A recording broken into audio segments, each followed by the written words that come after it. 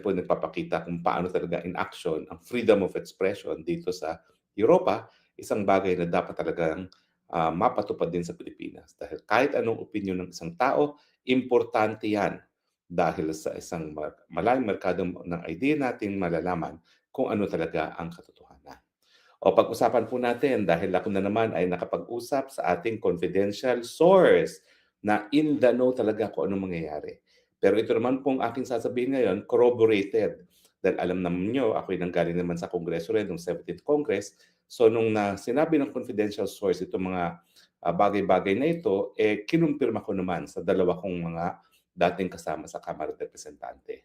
Alam nyo ba ho, na para masigurado ang numero, one-third ng Kamara de Representante na maghain ng impeachment complaint sa Senado, anong ginagawa ng liderato? Well, tingin ko yung mga dati-dating ginagawa, yung sinabi ni Cheese Escudero na ginagamit ang AIX, tupad at kung ano-ano pa para garansya na pipirma ang mga congressman sa impeachment complaint lamang kay Inday Sara, ganyan pa rin po yan. Tuloy pa rin yung AIX tupad. Pero ang buhay ng congressman talaga, yung projects, yung mga kalye at mga buildings na sila ay nangungumisyon dahil nga merong kuntsabahan sa panig ng district engineer at saka ng district congressman. So lahat ng bidding sa mga project ng mga district congressmen dapat ibigay ng district engineer doon sa kontratista ng congressman. At dyan nga nagkakaroon ng mga porsyento-porsyento ng mga unang panahon, 5% kapag building, 10% kapag kalye. Ngayon, lumalabas, sabi nga ni Mayor Magalong at mga naman lumalabas sa mga testimonya ng mga taga-DPWH, hindi na po yan 5 to 10%. As high as 70, pero alam natin na si Bangag, si Marcos Jr., according to Zaldico, 25% ang kinukuha. So ngayon sabihin na natin ang naging SOP ay 25%. Napakalaki pa rin po niyan. Kung ikukonsidera mo na ang proyekto ng infrastruktura, meron na pa po yung inputted na 15% kita para sa kontratista. So kung meron 25% plus yung 50%, minimum 40% nawawala sa proyekto. Tanggalin mo pa yung mga taxes dyan sa kalahati. So ibig sabihin, kalahati lang talaga ang dapat na ginagastos natin na halaga para sa mga infrastrukturang proyekto at karamihan talaga ay napupunta na sa korupsyon. So ano mang gagawin nila ngayon? Well, tuloy po yan. No? Lahat yung mga AIX, mga tupad, tuloy pa rin po yan. Ang makakatanggap lang yan ay yung mga lalagda sa impeachment.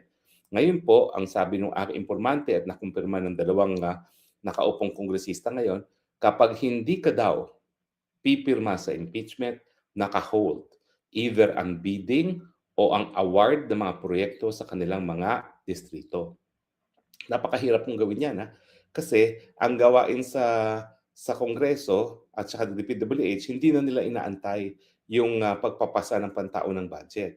Bago pa matapos ang deliberasyon ng Kongreso sa pantaon ng budget, binibid out na yan. So kung ang proyekto ay popondohan ng 2026 budget, na-bid out na yan ng last quarter of 2025. At karamihan ng mga hinayupak sa congressman na yan ay nakakatanggap na ng advance. Pag-award, binibigay na lahat yung mga kanilang kinakailangan na tongpats.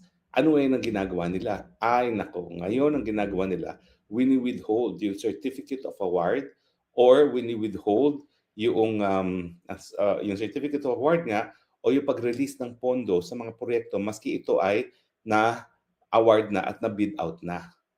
Para nga paniguro na yung mga congressman ay boboto sa impeachment. So karamihan naman dyan nakakuha na ng advance. Pero kapag hindi talaga natuloy yung award, malalagot si congressman kaya kailangan magbalik kasi kawawa naman yung kontratista na nag-advance. No? Although may mga iba dyan talaga, makakapalang mukha, sasabihin nilang sa susunod ka nilang bumawi. No? Pero yan po ngayon ang aking nakalap na impormasyon na walang infrastructure projects na ma-award o mabibid out para dun sa hindi pa nabibid out kung hindi pipirma ang district congressman. Kaya naman po, mabigat ang presyo para pumirma kay sa impeachment ni Inday Sara Duterte.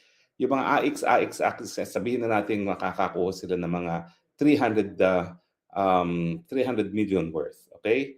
O hindi, siguro masyadong malaki kung kada congressman. Siguro lagay na natin na tag 100 million sila. Ang tongpats diyan pupuwede namang kalahati kasi alam naman natin na hindi nila binibigay ang tulong sa mga mahihirap talaga na buo 'no, na binabawasan nila at well documented naman po 'yan na minsan, one-third nga lang binibigay o one-fourth at, binubulsa ni congressman yung, mas malaking halaga 'no. Pero ang pinakamalaking kubra talaga ng kongresista ay yung sa infrastructure project. Bakit? Well, dapat po 'yan dahil dun sa formula ni Cabral, halos lahat dapat minimum 1.5 billion worth of projects. So kung 25% kayo ng average tongpats, dapat kumikita sila ng hindi bababa sa 300 million annually. Mantakid nyo, yung halaga ng pirma ngayon, hindi bababa sa 350 million. Dahil nga po kasama yung infrastructure na kung saan kikita sila ng average of 25% ng tongpats. At siyempre, mag-i-eleksyon na sa 2028. So kinakailangan ng inaasahan ng mga congressman, meron siyang 300 million ngayon at sa susunod na taon, kung kailan magkakaroon na ng eleksyon, 2027 na, meron pang pangalawang 300 million para makumpleto at least yung 1 billion na kita kada congressman na maski kalahati gagamitin nila para sa kanilang eleksyon kasi tubo pa sila ng kalahating bilyon kung ang kanilang kubra sa 3 taon ay 1 bilyon. Yan po ay average. Kasi ang formula ni Cabral, wala namang distrito na hindi makakakuha ng at least 1.5 billion na proyekto. Kaya nga po, ang aking iniestima, 300 million kada congressman ang kubra kada taon pagdating sa infra lang. So kung ikaw ay congressman at hindi makakakuha ng 300 plus mga 100 pa sa iba't ibang mga ayuda, 400, paano? Ang iniisip naman nila, well, anyway, maintindihan naman ni Inday Sara yan, no? Dahil politiko rin siya. So baka pipirma na sila. At sa katunayan, ako'y nagtataka, no? Dahil itong aking kaibigan na biyuda ni Governor Degamo na alam natin ay isa sa mga pinatay, no? Biktima ng extralegal killings na malapit at pinuntahan talaga ni Inday Sara nung namatay si Degamo. At ako mismo, nung ako'y nasa Malacanang, ako naglalapit dyan kay nasirang Governor Degamo, kay Tatay Digong. Kada kailangan niyang kausapin si Tatay Digong, ibang door o ibang gate ko siya pinapapasok kasi malakas din yung impluwensya ng kanyang mga kalaban sa Malacanang. No? So anyway, kaya nagtataka ako na, wow, kanina nakita ko na nagsasalita itong biyuda ni Governor Dicamo na kinakailangan daw talaga matuloy impeachment dahil nagbanta sa buhay ng presidente at ng First Lady, ito si Inday Sara Duterte. Kailan nagbanta yun? Ako naman ang nag-carry nung broadcast na yon, no? Dahil yun po ay ililipat nila si Yusek Laika Lopez sa kulungan ng mga kababaihan, no? Na talagang hindi naman dapat dahil siya ay under contempt lamang. Bakit siya padadala doon sa kulungan ng mga sentensyado ng mga kababaihan? No? At kineri ko yan live sa aking Facebook. Ang sinabi ni Inday Sara doon, hindi niya pinagbantaan ang buhay ng presidente at ng unang ginang. Ang sabi lang niya, pag may nangyari sa akin, i.e. pag may pumatay sa kanya, meron na rin siyang pinag-utusan na patayin yung mga nag-utos sa kanyang pagpapatay. Yan ba isang banta sa buhay? Yan ang isang habilin na kapag siya'y pinapatay, siguruduhin na magkakaroon ng katarungan ang pagpatay sa kanya. Ibig sabihin, conditioned. Hindi dapat gawin ang kanyang huling habilin kung hindi naman mangyayari yung dahilan kung bakit siya naghuling habilin. Na gagalaw lamang kung papapatay siya ng presidente at ng first lady. At ano naman ang sabi ng ating confidential informant? Na talagang ang bilin nitong si Marcos, wag na wag payagang maging presidente si BP Sara.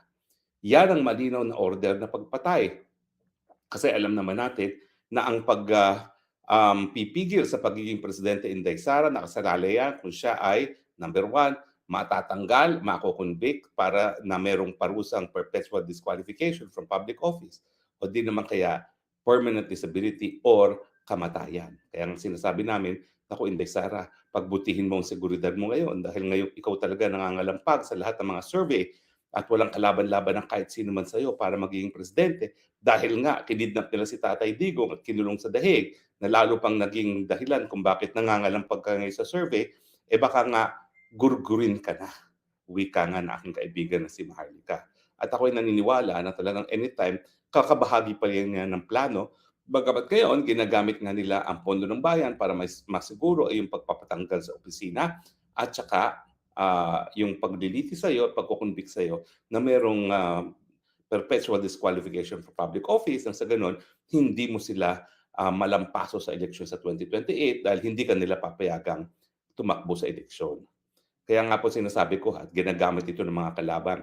Out of context yung sinasabi nila na sabi kong hindi pananalunin ng mga Marcoses ang Inday Sara dahil totoo po yan.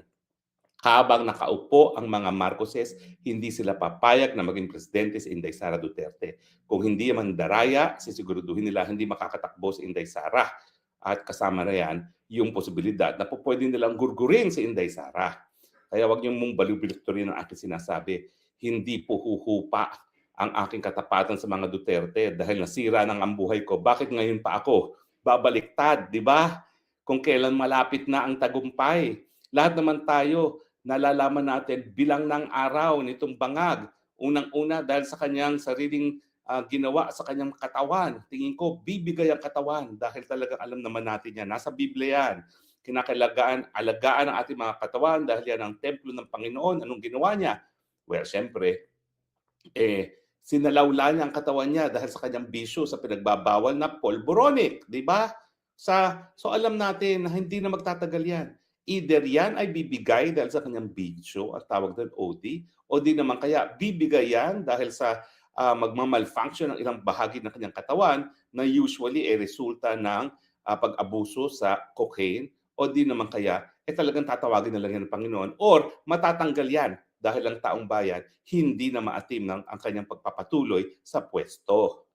Kaya ngayon pa ba ako babaliktad? Hello! Pagtapos ng lahat ng aking pinagdaanan, magdadalawang taon na ako, malayo sa pamilya, malayo sa mahal sa buhay, walang kita, sinira ang pagkatao ng mga tarantadong mga tagawad committee. O ngayon pa ba ako babaliktad na alam ko na nandyan na ang tagumpay sa mga inape na mga administrasyon ni Marcos. Pero mabalik po tayo sa ating pinag-uusapan, kumpirmado ko po ngayon, merong triple verification na bukod pa doon sa mga pagbibigay ng mga ayuda sa mga kongresista para sila ay pumirma sa impeachment complaint, hindi po ngayon pinapayagan ng award ng mga proyekto ang pagbibid ng mga proyektong infrastruktura sa mga distrito ng mga kongresista kung hindi sila pipirma sa impeachment complaint. Dahilan kung bakit yung ilang mga malalapit nating mga kaalyado gaya ni Congresswoman Decamo na talaga namang pinanindigan ko na dapat magkaroon ng katarungan ng kamatayan pagkamatay ng kanyang asawa, ngayon ay nagsasalita para i-impeach si Inday Sara Duterte. Ewan ko, baka naman kasi nagselos itong si Congresswoman Decamo dahil nabalitaan, sinabi ni John Vic Remulla nung minsan ay dumalaw daw itong si Inday Sara kay Arnie Teves sa kulungan at si Arnie Teves sa pinaghihinalaan. Pero kung ako naman si Digamo, sos Mariosep naman, politika is addition. Bakit pa sa panahon na alam mong ang susunod na presidente ay si Inday Sara Duterte, gayon ka pa ilalaglag ang susunod na presidente ng Pilipinas sa pamamagitan ng pagsabi na dapat ma-impeach Inday Sara dahil siya ay nagbigay ng banta sa buhay ng presidente na hindi naman totoo. Dahil ang pinangangalagaan niya, yung sarili niya munang buhay. Kaya siya nagbanta ng ganyan para nga maiwasan yung plano na gurgurin siya na alam naman natin ay talaga po pwedeng gawin dahil ayaw ng mga Marcoses na bumaba sa pwesto, ayaw nila na maging susunod na presidente si Inday Sara Duterte.